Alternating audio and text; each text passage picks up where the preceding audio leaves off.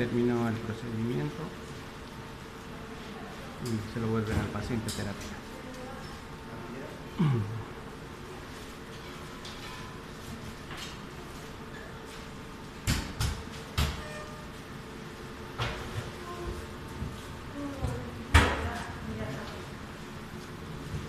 Gracias. Chao chicos. No se apoyen.